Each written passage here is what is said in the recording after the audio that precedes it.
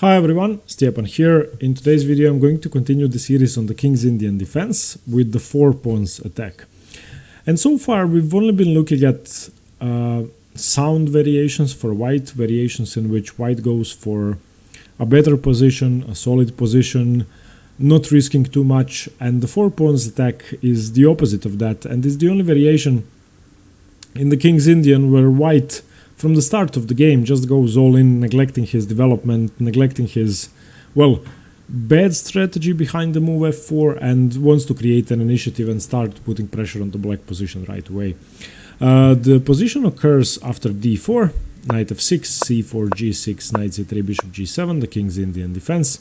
We have the move e4, which is the main line and the only move, d6, and now white doesn't play knight f3, he doesn't play bishop e2, he doesn't play f3, he plays the very direct move f4, and this is the 4 pawns attack because white is attacking with 4 pawns.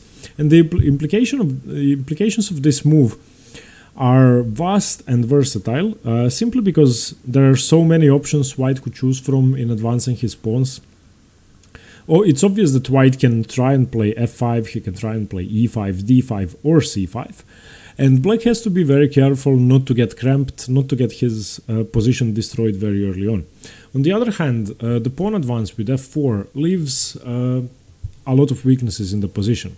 And in a hyper-modern fashion, same as with the Austrian attack in the Pirc defense or the 3 pawns attack in the modern defense, black is going to want to undermine the pawn center as soon as possible, so black has to play extremely actively. We are going to be looking at 2 main moves. From this position black can choose to play c5, but that is going to transpose to the line that we are going to be looking at, so I'm going to mention that at the end of the video. We are going to be looking at the move castles for black here, and that's basically the same idea black has in the Pirc and in the modern. So castles, and white now plays the move knight f3. This is the main line. Instead of knight f3, white has played bishop e2 and bishop to d3, but just for comparison's sake, knight f3 has been played more than 3000 times. All the other moves combined have been played less than 100 times. So knight f3 is by far the main line and the best move, knight f3. And now the main branching of the ways is going to be black playing either c5 or knight a6. Those 2 moves are different, and I can't really say which is better because the theory and the games played so far have been so different, and there have been ups and downs in the variation, and that is why I believe that most strongest GMs on the highest levels don't choose this, because black has so many opportunities for counterplay and white could get under tremendous pressure as well. Why is that? Because the overextending with f4, e4, d4 and c4 leaves too many holes in the position. One obvious weakness is this diagonal, which looks towards the white king. Another weakness which can occur, or other weaknesses which can occur, can happen after the move c5 or c5, where white is going to basically have to decide how he wants to form his center. Anyway, he puts it, whichever pawn he moves, he's going to be leaving some weaknesses, which we are going to see. So white has to play precisely, black has to play precisely and actively. Let's look at knight a6 first. Knight a6 is sometimes known as the modern defense in the 4 pawns attack. I don't think it has a name officially, but perhaps it's easier to remember modern defense than knight a6. And now white can choose between 3 moves. Bishop d3 is by far the main line. Bishop e2 and d5 can also be played. And e5 is sort of out of the nature of the position. Usually white is going to have a different approach, so let's go over e5 first. With e5, the main thing that happens in the position is that you are preventing black from playing e5. And in this position, same as in the Pirc and in the modern, the advance c4, e5 can be crucial, and black needs to be able to react correctly. If black confuses his lines here and plays something out of theory, he could be in trouble. So the main move here is not to capture, but to play knight d7, simply retreating. You are not afraid of e6 because f takes e6. After knight d7, white should continue with normal development and start getting his king castled, so bishop e2. So e5, as you can see, was just misplacing the knight from f6 to d7, which Black voluntarily plays most often in order to be able to play f5. The difference is that e5 has now stopped an easy f5 break, and whenever f5 is played, if it's played, then you can capture e takes f6 en passant. So after bishop e2, black goes for a different kind of break. He plays the move c5. Once again, active play. And this resembles the Pirc defense a lot. So after c5, white now has two options. By far, the most common move is e takes d6. Castles has been played, but I think that e takes d6 is the most precise move. And you basically want to create a Benoni type structure. So after e takes d6 has to be played. You can now either castle or play the move d5. In either case, let's say you play d5, which I find more accurate. In these lines, black is going to be stuck with a Benoni type structure, and white is going to have a target on d6. The Benoni structure is extremely provocative, and black needs to be careful. On the other hand, the pawn on f4 isn't really such a strong pawn. White could end up being in trouble in this open position. It's inferior to the normal Benoni for white, in my opinion, and if you turn on the engine is going to say that black has a slight edge, which almost never is the case in the Benoni. So simply retreating the knight to f6, you can see that you have a hole on e4 to exploit, and there are several advantages black has here. Which is why after the move knight a6, I don't believe the very aggressive looking e5 should be white's weapon, because it inevitably leads to equal or slightly better positions for black. Bishop e2 is a slightly passive move where, I mean, d3 is a much better diagonal for the bishop, much better square for the bishop. Bishop e2 can be played, but it results in equal games. e5 by black. If white doesn't play e5, the most natural way for black to play is to play e5, as we are going to see. And whenever black plays e5 in the 4 pawns attack, this is one rule which you can remember. You take it with the f pawn, and that's almost always going to be the case. F takes e5, black recaptures, and then you push your pawn through. If this happens, if you have a position where you have developed your bishop and black plays the move e5, the rule is going to be fe5, d5, d5. And now black can continue the position with undermining with c6 sometimes, but black has to be really careful because this pawn can easily become a passed pawn. So the best idea is undermining black's position. Just let me mention that here, if knight takes pawn or pawn takes pawn, black should have an easier time. In fact, the engines give this as slightly better for white, but I think that d5 is more precise. After knight takes e5, c5 should be the move, and black should play actively. After c5, bishop e3 should be the best move, but after d5, you now have problems with your knight, and now black can exploit the fact that you took. He can take here, and after knight takes, bishop takes, and you can see that black got his pawn back, and this structure is no longer as solid. f5 is now uncontested, and it's going to be easier to play for black. Which is why after bishop e2, e5, fe5, d5, the rule is to play the move d5. Don't be tempted into taking here. Taking on e4, I mean on e5, I'm sorry, has been played and can be played, but after queen takes d1, bishop takes d1 should be the best move, knight g4, and it gets kind of annoying. This pawn is going to drop anyway. It's not really going to be easy to defend it, even if white continues with the move bishop f4, then still rook e8, and the pawn is going to be lost. So it's important to understand that you shouldn't get tempted in these positions. So after bishop e2, e5, fe5, d5, just continue with d5. And now my advice for black would be knight d7, f5 as soon as possible, trying to undermine the structure from the king side. And after knight a6, the main move for white is bishop d3. After bishop d3, there are now two options for black. Black can either play e5 or bishop g4. I personally find e5 more precise in these positions for black because I want to contest the center immediately. So after e5, fe5, d5, once again the best move for white is d5, and by far the most popular move. In fact, it's the only move ever played in a high-rated game here. I would recommend the game Badur Yabava versus Rauf Mamedov from 2012, which Mamedov won. And the move here is d5 once again. And now we come to that undermining with c6. After c6, white's best idea is to ignore that. Of course, after bishop e2, your pawn is defended, so you might consider the move d6. In this position, if you play d6, the queen is just going to take it. So white now castles. We have c takes d5, trying to gnaw away at white's center. Always take with the c pawn. You want to be able to meet the move f5 with your pawn still on e4. And now knight e8. The point behind knight e8 is clearing the way for the f5 pawn. Bishop e3, developing the bishop, knight d6, and now this knight is really strong. White needs to do something about that, so knight b5 contesting the knight, black has to take. Knight b5, bishop b5, knight c7 attacking the bishop, bishop d3. And now, even though the engines give this position as much better for white, it's almost +1.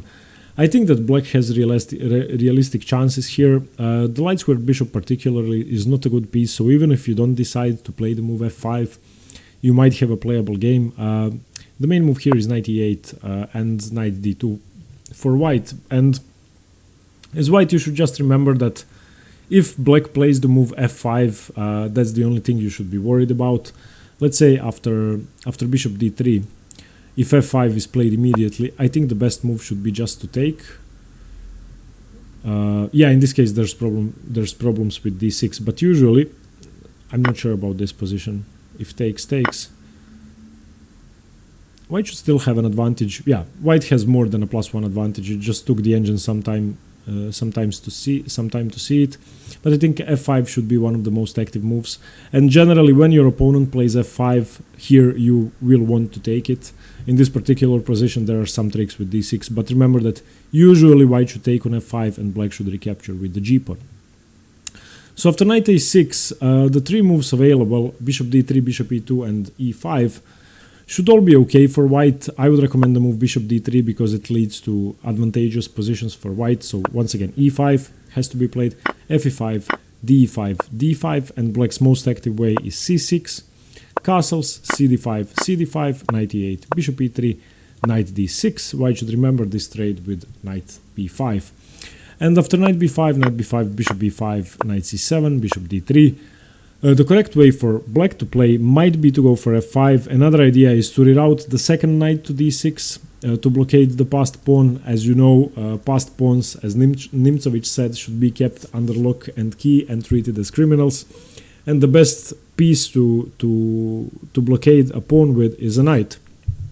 So in this position, knight e8, once again rerouting the knight to d6, so let's say rook c1, and now knight d6. And now you have annoying pressure on e4, you're supporting f5, you are going to be playing bishop g4, perhaps trading off this knight.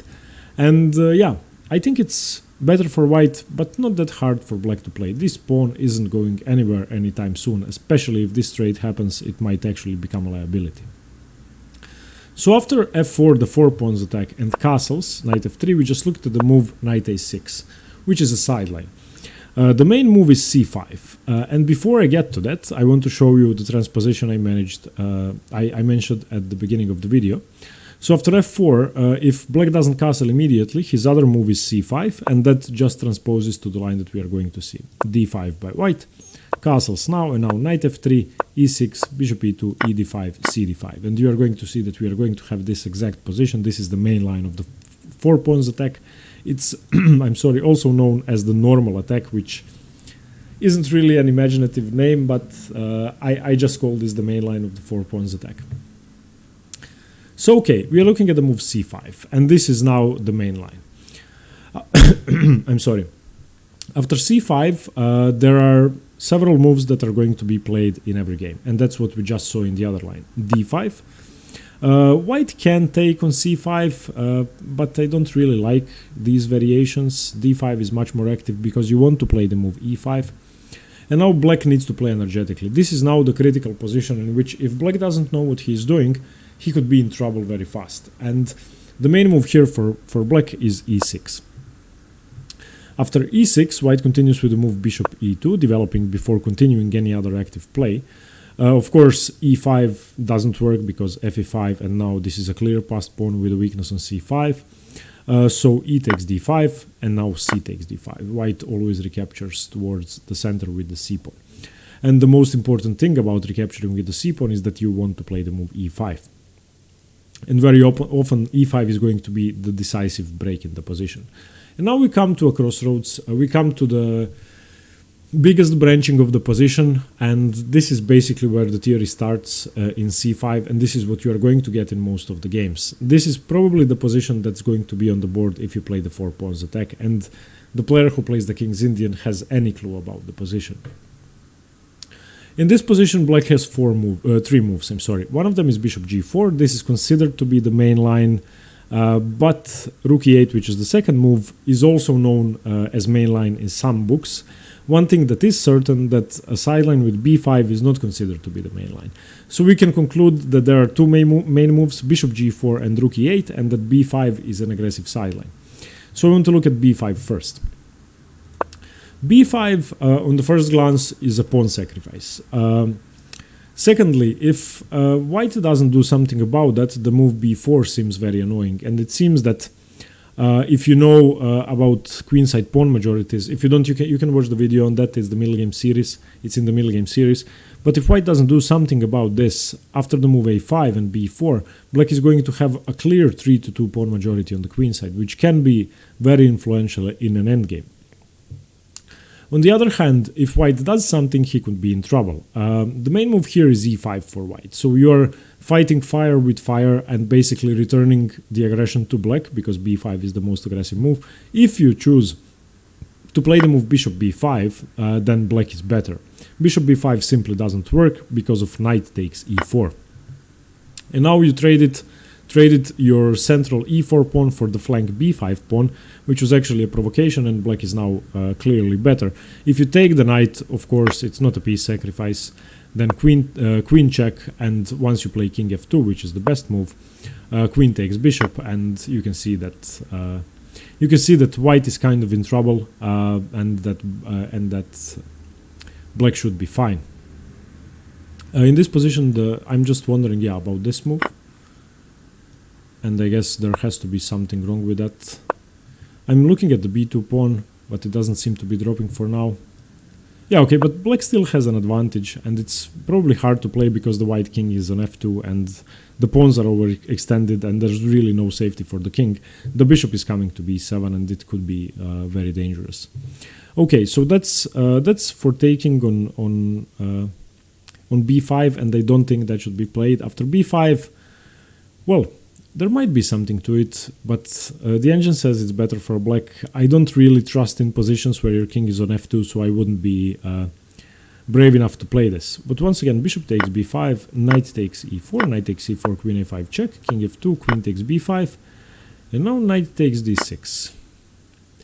And yeah, once again, if I turn on the engine, it's better for black, but I really don't like the positioning of my queen. Okay, this is something to investigate further. I've discarded the variation because it's known to be bad, but now I actually like the prospects of this aggressive play, so it might be something to look into. Anyway, the main move after b5 is not to take the bishop, it's to simply play e5, and you counterattack black while he expands on the queen side. And now black has to take, d takes e5, f takes e5, and it's clear that white now has a very dangerous passed pawn. But in the long run, black has this pawn majority on the queen side, and the main move is knight g4, putting double pressure on the e5 pawn and trying to provoke white into weakening himself even more. Now the main move might surprise you. It's not e6, which would just be losing. It's not trying to defend the pawn with bishop f4 or something else. It's the move bishop g5, and bishop g5 once again creates a stronger threat than black's threat. So firstly, to b5 you reacted with e5 counterattacking, and now to knight g4 you react with bishop g5. And the position continues with the energetical queen b6, and this is what I don't like for white. I think that this variation with b5 for black, even though it's a sideline, I think it's very scary, and if I were playing this with the black pieces tomorrow, I would definitely be playing b5, because I really like it, and I think that despite the engine thinking white is better in some lines, I think black has tremendous chances in the opening. So here, after queen b6, you can see that obviously c4 is a possible check, and that's in fact what happens in most of the games. And you can also see that the pawn is still hanging and that white has no way to defend it. So white should castle here, and black should play the move c4. After king h1, This trick with knight f2 check doesn't work because white is going to be better. After knight f2 check, rook takes, queen takes. These pawns are now extremely powerful and white should be completely winning here. His rook was much less active than the g4 knight, so this trade was definitely unfavorable. So remember that, the position is just much better. And let's say knight takes b5.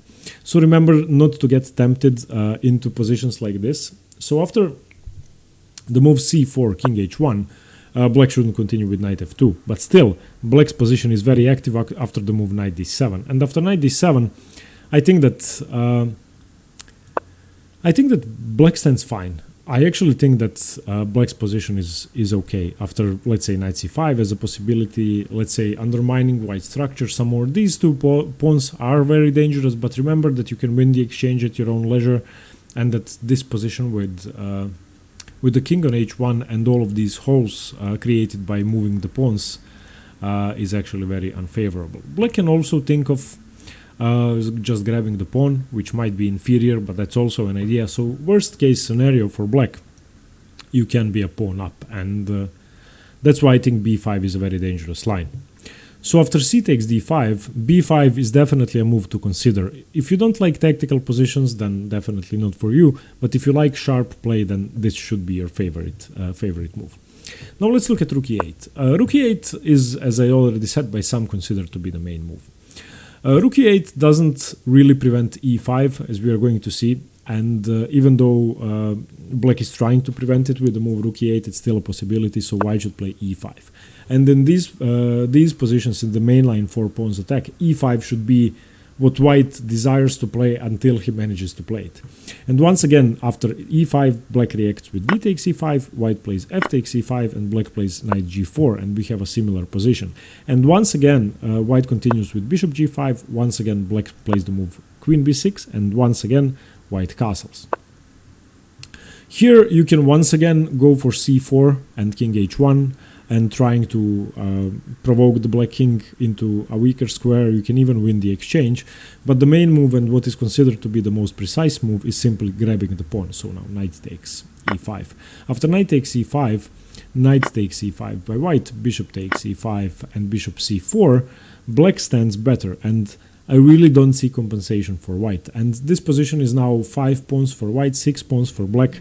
White does have pressure on f7. White does have an open rook in an open position. The main move is bishop c4, which is in fact not such a good move. And white has a lot of fighting chances, but in theory black should be better. And this is just the theory. Now let's look at what the engine says. In this position, the engine prefers white, but once you play the theoretical moves, it sort of changes its mind. So e5, d takes e5, f takes e5, and now knight g4. The engine likes the move e6, which was almost never played. e6 has only been played 100 times, so it's really a sideline when compared to bishop g5, and I really don't like it because once again it involves losing material, so takes. And white now has a strange choice. I think that, okay, firstly, taking on e6 isn't good. d6 will also inevitably lead to the loss of a pawn, and one other thing which you create with a6 is knight c6, knight d5. If this knight gets to d5, if the pawns get connected, then black is going to have two connected passed pawns on e5 and d4, which I really don't care for. So the line the engine gives as better after rook e8, e5, d5, fe5, knight g4 with e6, I really don't think is that playable for humans, which is why I understand bishop g5 being the main move. The problem is that once again after queen b6, castles, knight e5, knight e5, bishop e5, black has an active position and the pawn up. So I would consider rook e8 to be the best option for black. Regarding everything, all the factors and everything I've been reading, I think rook e8 is the most dangerous move for white to face.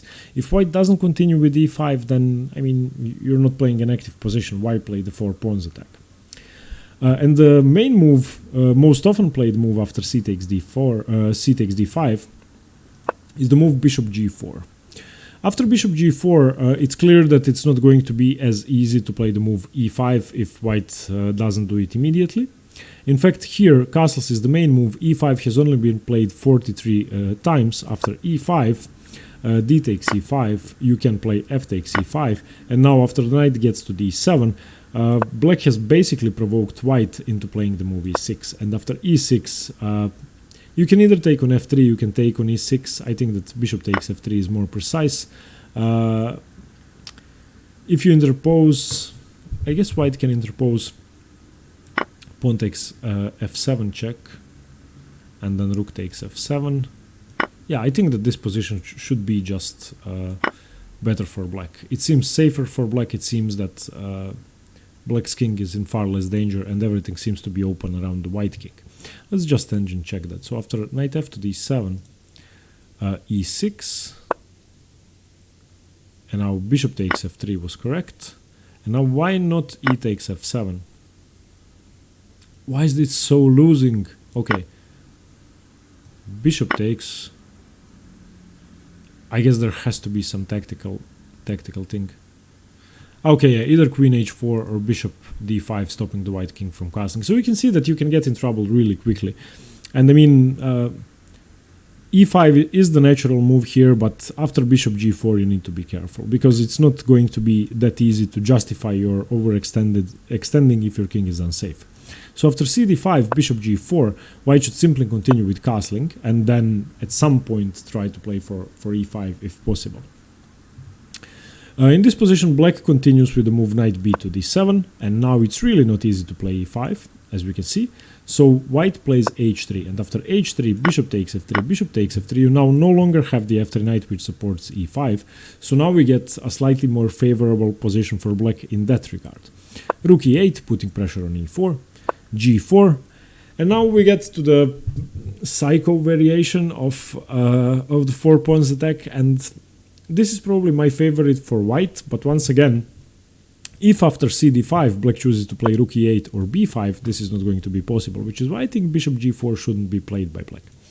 After cd5, bishop g4 castles, knight bd7 stopping e5, h3 chasing the bishop away, bishop takes, rook e8, white continues with g4 and starts to create a pawn storm on the king side, h6 to prevent it, but now h4, h5, g5, knight g4, a pawn sacrifice by black now, bishop takes g4, h takes g4, queen takes g4, and believe it or not, the engines think this is better for black. In fact, on grandmaster level, this might be considered winning.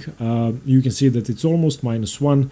The bishop has a very strong square to which he comes with check, but for humans, I don't want to be on the black side of this. I just don't. I think that it's going to be really scary. If bishop d4 check, now let's say king h2, followed by rook h1, or king g2 followed by rook h1, and simply playing h5, h6, or h5, h takes g. And I really wouldn't want to be defending this. So to conclude, there are two possibilities for black after knight f3. He can either play knight a6 or c5. I think knight a6 is less than optimal. I think c5 is better, and after c5 and the following moves, which are always going to happen, d5, e6, bishop e2, ed5, cd5, you can play the move b5, which is aggressive and a surprise weapon in some cases, and in my opinion, objectively good for black. You can play the move rook e8, which in my opinion leads to an advantage for black and is much harder for white to meet than bishop g4, or you can play bishop g4 and face this. So as black you get to choose. As white, if you play the 4 pawns attack, you need to be prepared for all 3 moves, and I think the variation is extremely fun. I would never choose it with the white pieces. I would much rather play the Averbach, or I don't know, even the Bakogonov, or the Samish, or even the main line in the classical, the Gligorich, for example, than this. But if you're looking for a sharp game and you're playing against somebody old or somebody very young who is likely to blunder, or somebody inexperienced, then this should be a very good weapon. Okay, thanks very much for watching. Let me know what you think about the 4 pawns attack. Let me know if you play it. Let me know if you face it. Let me know what you do against it. And yeah, please give me any feedback. I really appreciate it. Thank you very much, and stay tuned for more chess. Bye-bye.